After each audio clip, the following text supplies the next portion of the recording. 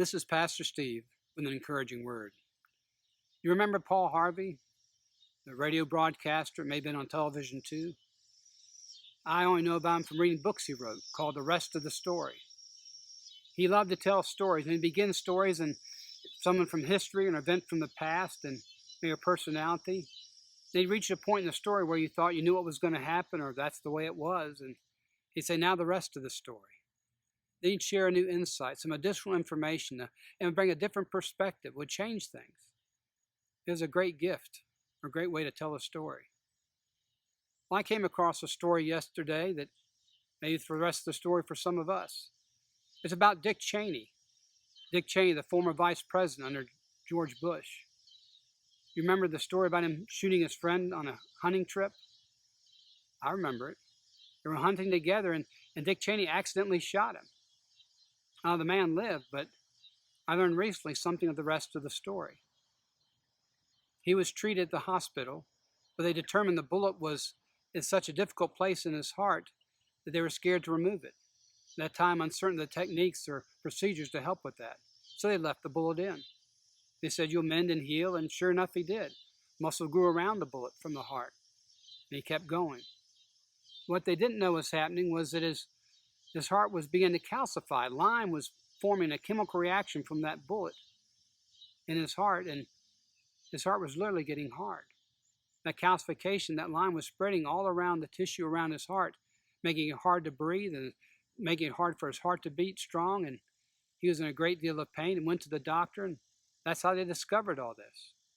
Then they did do a procedure, a pretty involved procedure, to peel away layer by layer that calcification that was taking place around his heart. He was literally having a heart of stone changed.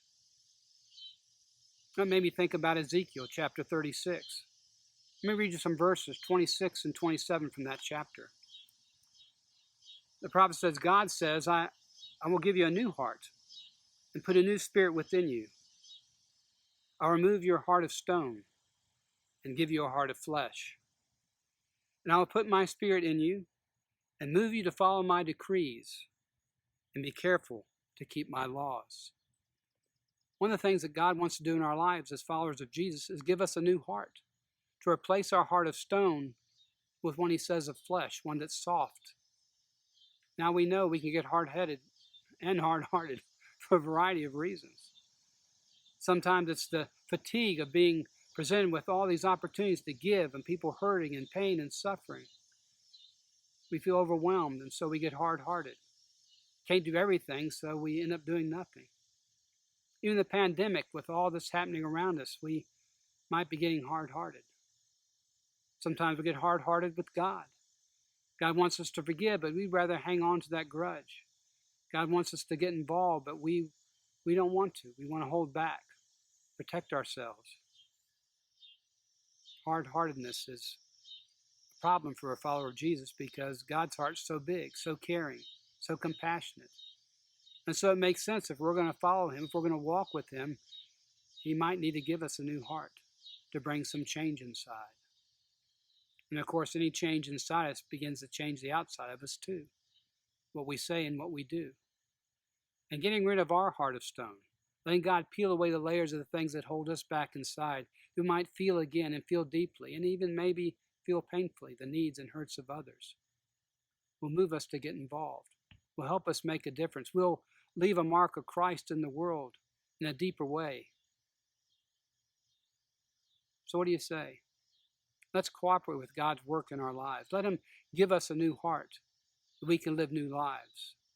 And when we do that, it'll change the rest of our story. And it'll be a great story because we'll better able to participate in God's great story as those who love and care for others, sensitive to his Spirit's leading, with a new heart, a new life, a new story. This is a word of encouragement from Pastor Steve.